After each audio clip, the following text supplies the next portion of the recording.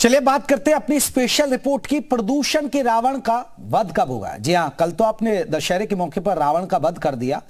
जगह जगह दशहरे के मौके पर रावण को जलाया गया, लेकिन प्रदूषण का रावण जो बढ़ता जा रहा है उसका वध कब होगा, यही बात करेंगे। दिल्ली एनसीआर की आबो हवा एक हफ्ते से खराब श्रेणी में थी। दशहरे से पहले भी पॉल्यूशन का स्तर ज्यादा था। कल रावण दहन था। आज आपके शहर की हवा कैसी है, कैसा है पॉल्यूशन का स्तर? शहर शहर से हमारे साथ हमारे रिपोर्टर जुड़े हैं, बताएंगे एयर क्वालिटी इंडेक्स। आपको बता दें कि आज नोएडा का AQI 218 दर्ज किया गया है, मेरठ का AQI 206 दर्ज किया गया है, गाजियाबाद का AQI 201 दर्ज किया गया है और दिल्ली का AQI 190 दर्ज किया है।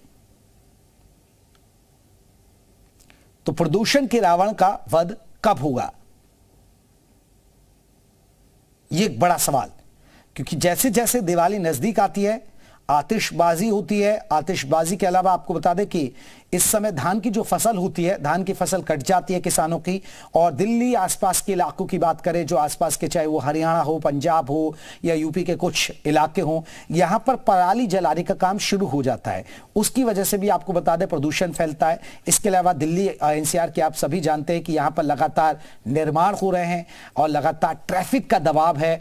कंपनियां हैं, बड़ी बड़ी कंपनियां हैं, उनकी वजह से भी पॉल्यूशन होता है। तो पॉल्यूशन के बहुत सारे कारण हैं। और सबसे बड़ी बात है, आपने देखा होगा कि बड़ी बड़ी बिल्डिंगों का निर्माण हो रहा है। चाहे आप दिल्ली में देखेंगे, आप गाजियाबाद में आप देखेंगे, चाहे आप नोएडा में देखेंगे, ग्रेटर नोएडा में देखेंगे, तो पॉल्यूशन के कारण बहुत सारे हैं। लेकिन जैसे जैसे दिवाली नजदीक आती है, जैसे जैसे सर्दी दस्तक देती है, तो एक स्मॉग आपको आसमान में नजर आ जाएगी, जिसे आप कहने के लिए धुंध कह सकते हैं, लेकिन वो स्मॉग है जो आपकी सेहत पर असर पड़ता है। खासकर जो सांस के मरीज होते हैं, जिनको सांसों के मरीज है, उनको काफी दिक्कत होती है। इसके अलावा जो हार्ट के मरीज होते हैं, उनकी परेशानी बहुत ज्यादा बढ़ जाती है इस मौसम में। और कहीं ना कहीं बच्चों के लिए, बुजुर्गों के लिए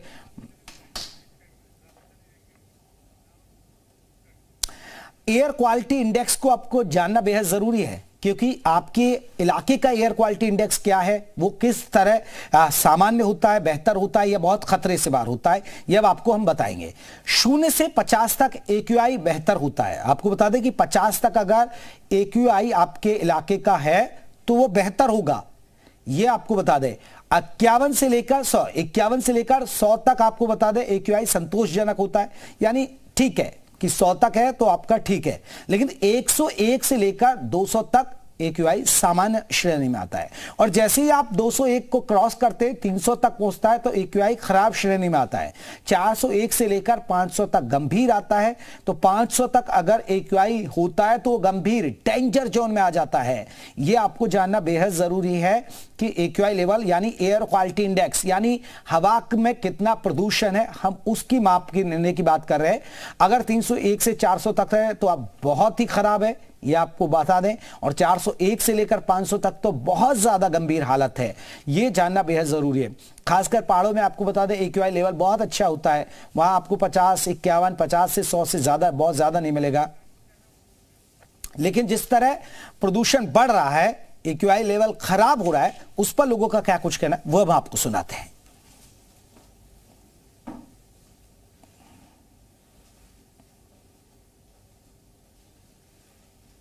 ज़्यादा हो रहा है आँखों में। जैसे हम वॉकिंग पे आ जाएं तो आँखों में चुभन हो रही है, ये बहुत, और चलता रहता है, ये हटते नहीं है।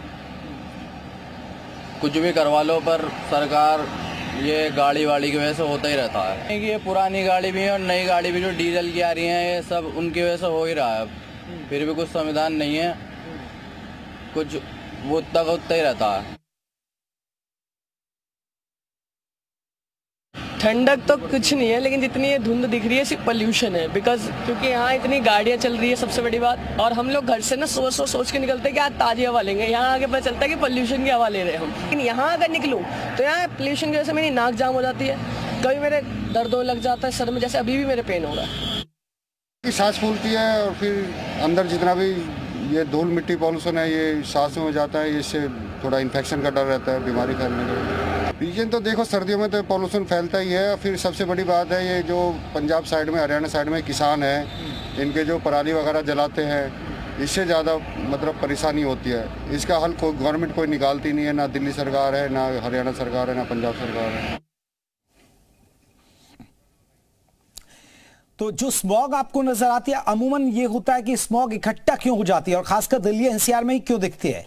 एक तो यहां पर आपको बता दें कि प्रदूषण बहुत ज्यादा है, यहां पर गाड़ियों की संख्या बहुत ज्यादा है, यहां फैक्ट्रियों की संख्या बहुत ज्यादा है, और दर्शकों को यह बता दें कि यहां पर लगातार निर्माण कार्य बहुत ज्यादा होते हैं, यहां बड़ी बड़ी बिल्डिंगें बन रही हैं, यह भी एक बड़ी वजह है। और अगर उधर से आपको बता दें, अगर पंजाब हरियाणा या कहीं भी अगर पराली जलाई जाती है तो वो यहां का रुक जाता है, हवा नहीं चलती है।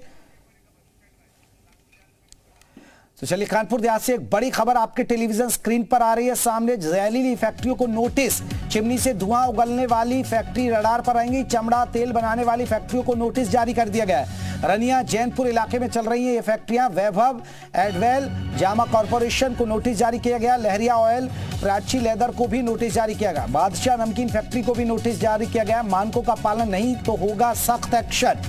तो कानपुर, आपको बता दें कि पॉल्यूटेड शहरों में भी कानपुर की गिनती आती है। अगर हम यूपी की बात करें तो यूपी में जहां पर प्रदूषण की बात करें तो जिसमें नोएडा भी है, ग्रेटर नोएडा भी है, गाजियाबाद है, इसके अलावा मेरठ है, इसके अलावा आगरा है, फिरोजाबाद है। इसके अलावा दर्शकों को ये भी जानकारी दे दें कि कानपुर भी, क्योंकि कानपुर में बहुत सारे इंडस्ट्रीज हैं, बहुत सारा ट्रैफिक का दबाव है कानपुर में, चमड़े का उद्योग है यहाँ पर, और तेल बनाने वाली फैक्ट्रियों को भी नोटिस जारी किया गया है। रानिया और जैनपुर इलाके में चल रही हैं फैक्ट्रियां।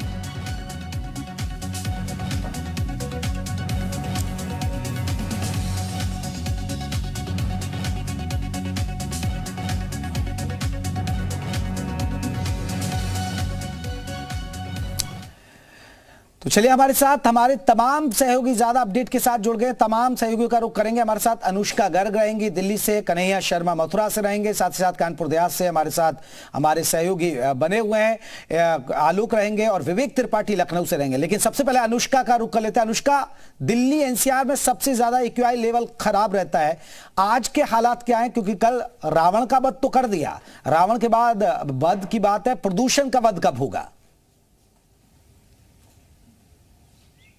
बिल्कुल, जिस तरीके से हम देखते हैं दिल्ली एनसीआर में जैसे ही ठंड दस्तक देती है वैसे ही प्रदूषण कहीं ना कहीं लोगों के लिए एक बड़ी समस्या बन जाती है। बीते दिनों हमने देखा कि लगातार 2 दिनों से जो एक्यूआई का स्तर है वो कहीं ना कहीं 300 से ऊपर जो है वो दर्ज किया गया था। कल भी दिल्ली के अलग अलग इलाकों में एक्यूआई का जो स्तर है वो 303 के आसपास, यानी कि बहुत खराब श्रेणी में दर्ज किया गया। अगर हम आज की बात करें तो सफर ऐप के मुताबिक दिल्ली में आज का जो प्रदूषण का स्तर है वो 190 के आसपास दर्ज किया गया है। हालांकि ये जो प्रदूषण का स्तर है वो संतोषजनक श्रेणी में है, लेकिन आने वाले दिनों को लेकर के पूर्वानुमान है कि एक बार फिर से जो प्रदूषण है वो दस्तक दे सकती है, फिर से जो प्रदूषण का स्तर है वो बढ़ सकता है। इस वक्त हमारी मौजूदगी दिल्ली के विजय चौक पर है, जहां की एक बार मैं आपको तस्वीर दिखाना चाहूंगी।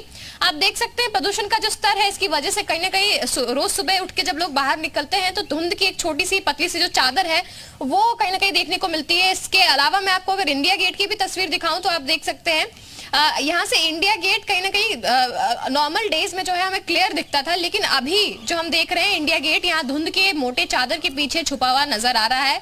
यानी कि प्रदूषण का जो स्तर है, जो हवाओं में कण जो मिलते हैं जिसकी वजह से प्रदूषण फैलता है, वो कहीं ना कहीं ज्यादा है, जिसकी वजह से लोगों को काफी ज्यादा नुकसान जो है वो झेलना पड़ रहा है। कहीं ना कहीं डॉक्टर्स भी इन चीजों को लेकर के एडवाइजरी जारी करते हैं कि जितने भी बूढ़े और बच्चे जिनके ऊपर प्रदूषण का खासा असर पड़ता है उनका जो है ध्यान रखने के लिए कहा जाता है। साथ ही साथ घर से बाहर निकलते वक्त मास्क का जो इस्तेमाल है उसको लेकर के कहीं ना कहीं लोगों को जो है काफी ज्यादा अवेयर किया जाता है कि अगर बाहर निकले तो मास्क लगाकर निकले, गैर जरूरी काम के लिए बाहर ना निकले, क्योंकि प्रदूषण का जो स्तर है वो कहीं ना कहीं बढ़ता हुआ नजर आता है। दिल्ली में ठंड के साथ ही प्रदूषण जो है वो बढ़ जाता है, जिसके पीछे बड़ा कारण पंजाब और हरियाणा में जलाई जा रही पराली जो है वो भी है। इसके अलावा जो 35% प्रदूषण का हिस्सा है वो कहीं ना कहीं पब्लिक व्हीकल्स और जो लोगों के द्वारा जो एक्टिविटीज की जाती है उनकी वजह से भी ये जो प्रदूषण है वो बढ़ता नजर आता है। इस वजह से दिल्ली में कहीं ना कहीं CAQM का गठन किया गया, जिसके बाद ग्रैब्स जो है उसको जो तय मानक होते हैं दिल्ली एनसीआर के हवाओं को कंट्रोल करने के लिए उनको कहीं ना कहीं एक्टिवेट किया जाता है। ग्रैब का पहला चरण 5 अक्टूबर को लागू किया गया था, उसके बाद ग्रैब के दूसरे चरण को लागू किया गया, जब पूर्वानुमान के मुताबिक ऐसा बताया गया कि हवा का जो स्तर है वो कहीं ना कहीं 300 के ऊपर, यानी कि बहुत खराब श्रेणी में चला जाएगा। फिलहाल दिल्ली में ग्रैब 2 जो है वो लागू है लगातार। उसके अलावा हम देख रहे हैं कि प्रशासन की तरफ से भी कुछ जो तैयारियां हैं वो की गई हैं। चारों तरफ एंटी स्मोक गन्स जो है वो चलाए जा रहे हैं, वाटर स्प्रिंकलर्स का इस्तेमाल किया जा रहा है। बिल्कुल, लेकिन सबसे बड़ी बात है कि आम लोगों को भी जागरूक रहने की जरूरत है। प्रशासन की तरफ से कदम उठाए जा रहे हैं, सरकार की तरफ से कदम उठाए जा रहे हैं। हालांकि AQI लेवल आज का ठीक ठाक है, संतोषजनक है। लौटेंगे अनुष्का आपका, विवेक त्रिपाठी का रुख कर लेते हैं लखनऊ से। विवेक, यहां की क्या स्थिति है? हालांकि यहां पर अमूमन ठीक रहता है, लेकिन आज क्या स्थिति है?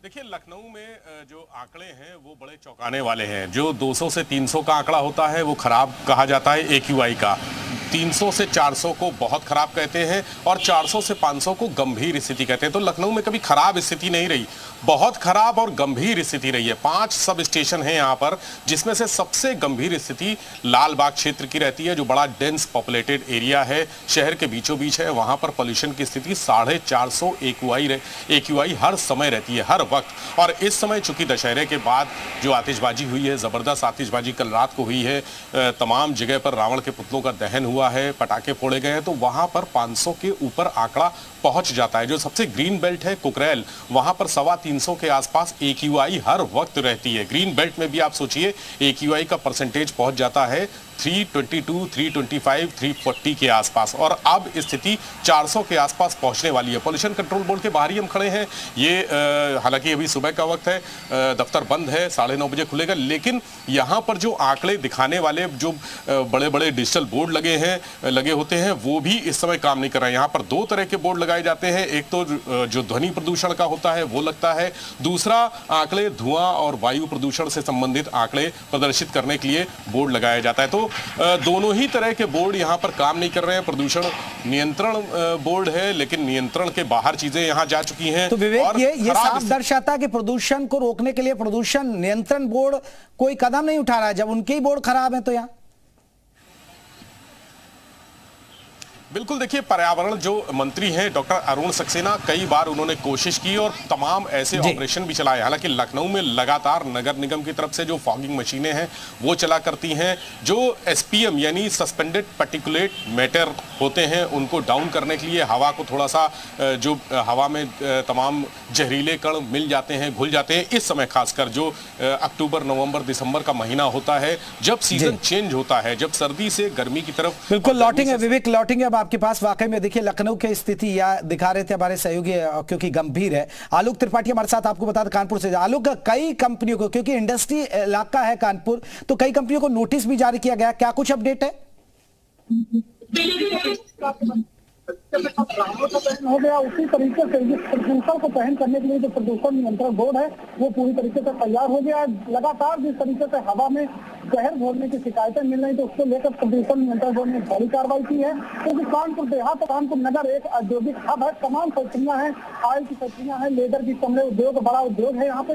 उसको लेकर आधा दर्जन से ज्यादा फैक्ट्रियों को नोटिस जारी किया गया। उसमें ऑयल की फैक्ट्री है, वैभव एडिबल ऑयल है, प्राची लेदर है, ड्रामा कॉर्पोरेशन जो चमड़े का व्यापार करता है वो कंपनियां हैं, वास्तव में कई ऐसी फैक्ट्रियां हैं जिनको नोटिस जारी किया गया। सख्त हिदायत दी गई है कि अगर समय रहते इसमें सुधार नहीं किया गया तो एक बड़ी कार्रवाई भी की जा सकती है। और तमाम ऐसी फैक्ट्रियां प्रदूषण नियंत्रण बोर्ड के क्षेत्रीय अधिकारी आपको सामने हैं, उनसे बात हुई, उन्होंने बताया कि और अन्य फैक्ट्रियां भी रेडार पर हैं, लगातार प्रदूषण फैला रही है। क्योंकि टायर पिघलाने की जो फैक्ट्रियां यहाँ पर कई सारी टायर पिघलाने की जो फैक्ट्रियां हैं जो टायर पिघलाकर ऑयल बनाती है, वो फैक्ट्रियां भी प्रदूषण बोर्ड के करार पर है, उनको भी नोटिस दिया जा सकता है, क्योंकि लगातार उनको हिदायत दी गई है। लेकिन बिल्कुल लगातार हिदायत दी भी जा रही है। यार चलिए, कन्हैया हमारे साथ मथुरा से जुड़े हुए, कन्हैया का रुख कर लेते। कन्हैया, मथुरा की क्या स्थिति अभी? देखिए, जब मथुरा की बात करें तो मथुरा में खतरे के ऊपर कोई चीजें नहीं है, लेकिन जिस तरीके से लगातार पर्यावरण के प्रति लोगों को जागरूक किया जा रहा है, क्योंकि खासतौर पर मथुरा में धार्मिक और पर्यटन के तौर पर श्रद्धालु हर रोज हजारों की संख्या में आते हैं और दिल्ली हरियाणा से लगा हुआ इलाका मथुरा का है। ऐसे में कुछ असर आज जरूर देखने को मिला, क्योंकि जिस तरीके से कल रावण दहन हुआ, पटाखे चले, जिसके बाद थोड़ा प्रदूषण आज सुबह जरूर देखने को मिला है। लेकिन अमूमन तौर पर मथुरा में वातावरण की स्थिति ठीक ठाक रहती है, क्योंकि लगातार लोगों को जागरूक भी किया जा रहा है। खुद सीएम योगी आदित्यनाथ जितनी बार मथुरा आए, उनको लगातार पर्यावरण के प्रति लोगों को जागरूक करने के लिए वृक्षारोपण किए गए और सभी से लगातार अपील की जा रही है। लेकिन जिस तरीके से वातावरण आज सुबह देखने को मिला, क्योंकि पटाखे लगातार चले, जिसके बाद और साथ ही जो प्रशासन को एक यानी असर है और दिवाली तक असर दिखेगा। नीना भी हमारे साथ सहारनपुर से। नीना, सहारनपुर की क्या स्थिति है? देखिए, मैं बताना चाहूंगी जो सहारनपुर है उसमें शिवालिक की पहाड़ियां हैं, तो यहाँ पर जो मौसम है वो बहुत अच्छा रहता है, प्रदूषण इतना अधिक नहीं होता। लेकिन जैसे जैसे कल पुतला दहन हुआ है उसके बाद यहाँ वायु प्रदूषण बढ़ गया है। जो एयर क्वालिटी इंडेक्स है वो 110 से बढ़कर 200 से ऊपर चली गई है। और आप देख सकते हैं मौसम है जो कि यहाँ सुबह ही धूप निकल जाती थी, अभी तक धूप यहाँ नहीं निकली है। हम इस वक्त घंटाघर चौक पर है जो कि सबसे व्यस्तम जगह है, लेकिन वाहनों की स्थिति आप देख सकते हैं ना के बराबर है। उनकी स्पीड धीमी हो गई है, गति कम हो गई है, यहाँ पर संख्या कम हो गई है। इसकी एक बहुत बड़ी वजह यही है कोहरा जो सुबह के समय यहाँ पर अब दिखाई देने लगा है, और इसी के चलते इसका असर वाहनों पर और मानवीय जीवन पर पड़ रहा है। डॉक्टरों की माने तो ये जो प्रदूषण लगातार बढ़ रहा है, जो सांस की बीमारी है या बच्चे हैं या बूढ़े हैं, उन पर असर ज्यादा करेगा। इसके अलावा स्किन प्रॉब्लम इस वक्त बढ़ सकती है। और हालांकि जो हम प्रदूषण विभाग की बात करें तो बिल्कुल ये लोगों के लिए भी दिक्कत है और कहीं ना कहीं दिक्कतें बढ़ सकती है। आप सभी का बहुत बहुत शुक्रिया हम तक अपडेट पहुंचाने के लिए। तो प्रदूषण के रावण का वध कब होगा, ये एक बड़ा सवाल है।